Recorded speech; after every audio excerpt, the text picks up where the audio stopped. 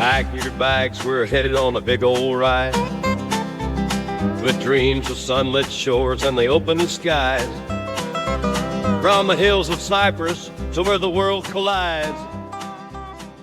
All right, so get this. Today, Okay. we are diving deep into this travel blog. Okay. And it chronicles this couple's adventure from Dubai to Oman and Abu Dhabi. Wow. Yeah. We've got excerpts from A New Life Planned in Cyprus, specifically day 2, 4, 7, 8, 9, and 10 of their February 2017 trip. Sounds like a whirlwind tour. Total whirlwind, and Yeah. you know me, Mm-hmm. I immediately zeroed in on their time in Dubai. Okay. But before we get to the glitz and the glamour, their journey starts on a cruise ship, I see. the Thompson Celebration, Okay. to be exact. Okay. Day 2, they're in a full vacation mode, soaking up the sun, sipping drinks at Hemingway's bar, enjoying dinner at the Lido, and even catching a Queen tribute show. Classic cruise life.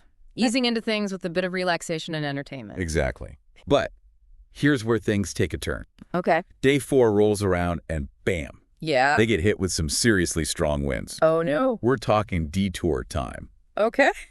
Doha, Qatar is off the table, Wow. and they find themselves sailing towards Muscat, Oman, instead. Wow. Talk about a travel curveball. Yeah. That makes you wonder how they handled that unexpected change of plans. Right. They don't just sit around twiddling their thumbs. Right. They're making the most of it with quizzes at minstrels, musical bingo. They even managed to squeeze in a viewing of the Rocky Horror Picture Show.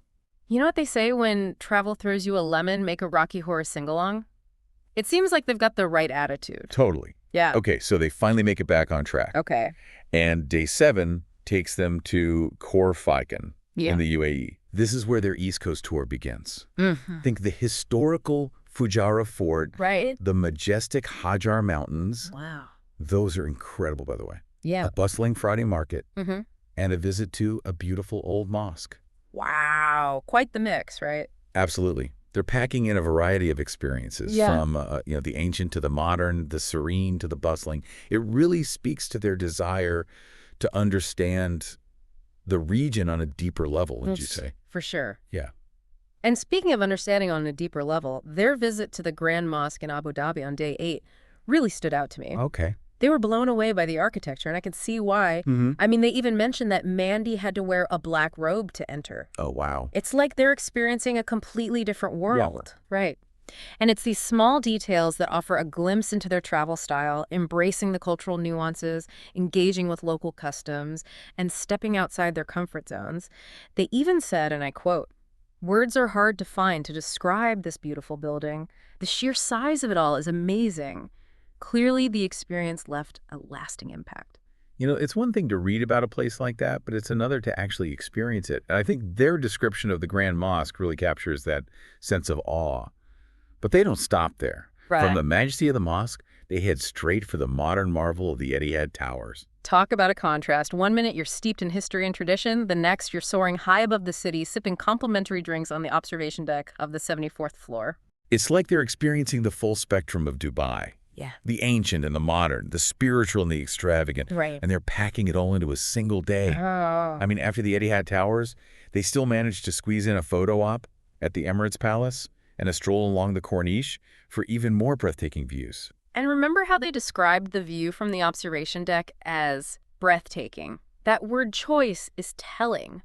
It highlights their openness to new experiences, even those that might feel a bit intimidating or outside their usual routine. They're embracing the grandiosity of it all. Absolutely. Yeah. Okay, so day 9 rolls around and they're back in Dubai for a whirlwind tour of iconic landmarks and unique attractions. First up, the Burj Al Arab, that sail-shaped hotel that's practically synonymous with Dubai's skyline. It's like the Eiffel Tower of Dubai. You can't miss it. And it's a symbol of the city's ambition, its drive to push the boundaries of architecture and design. Right. And then they completely switch gears with a visit to the Miracle Garden. Wow. I mean, a park completely made of flowers. That sounds incredible. It's a testament to human creativity and a reminder that beauty can be found in the most unexpected places. They described it as out of this world and absolutely spectacular. It's clear that this unexpected stop left a strong impression. And they end the day at the Global Village, which they described as a global amusement park with pavilions representing different countries. Oh, wow. Talk about a sensory overload in the best possible way. They really embraced the diversity and global nature of Dubai, didn't they? They certainly did. It's like they're on a mission to experience the world all within the confines of a single city. And speaking of experiencing the world, day 10, their last full day in Dubai, takes them to what might be the most iconic landmark of all, the Burj Khalifa. They rode that elevator all the way to the 140th floor. Can you imagine the views? I bet it's an experience that stays with you long after you're back on solid ground. Yeah. And they seem to really savor the moment, taking in the panoramic views from the observation deck. They even mention witnessing a marriage proposal up there. Oh, that's so sweet. They even said there wasn't a dry eye in the house. It's like they stumbled upon a real-life fairy tale amidst the city's soaring skyline. It's a reminder that even in a bustling metropolis like Dubai, there's still room for romance and those genuine human connections. So 140 floors, can you believe it? It's hard to even fathom, right? I mean, even knowing it's the tallest building in the world, those views must be just unbelievable. They called them spectacular, and honestly, what other word is there? They even snagged a table at one of the restaurants in the outdoor pool area with front row seats to that dancing fountain and music show. How cool is that? It speaks to that desire for an immersive experience, you know? You've got the height, the city lights, and then this mesmerizing water show all happening at once. Remember how their day ended? I do. They decided to spend their last evening back in the older part of the city, shopping for souvenirs, enjoying a simple Chinese meal.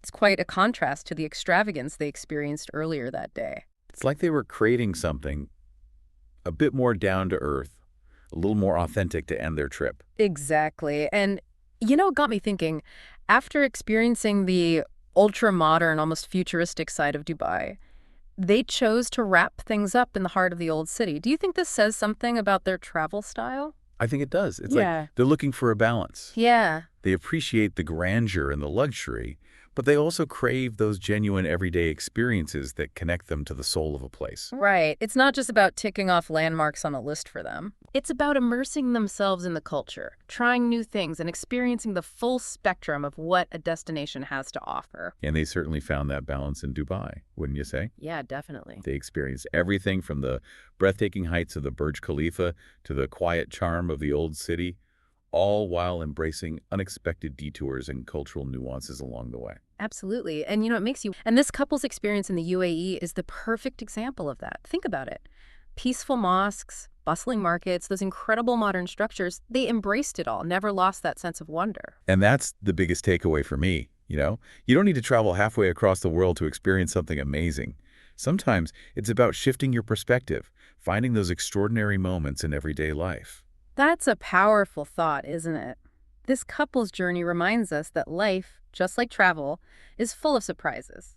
It's about finding those little moments of joy, the unexpected discoveries, the connections we forge along the way. Makes you want to look at your own life with fresh eyes, doesn't it? What if we approached our daily routines, our commutes, even just chatting with a stranger with that same sense of curiosity? It's a challenge worth embracing, wouldn't you say? Because who knows what hidden gems we might uncover when we start looking for the extraordinary in the ordinary. Well said. And on that note, we'll wrap up this deep dive into the heart of the UAE. Until next time, keep exploring, keep discovering, and keep embracing those unexpected detours. You like flying where we never hide. Out on the highway, chasing the tide.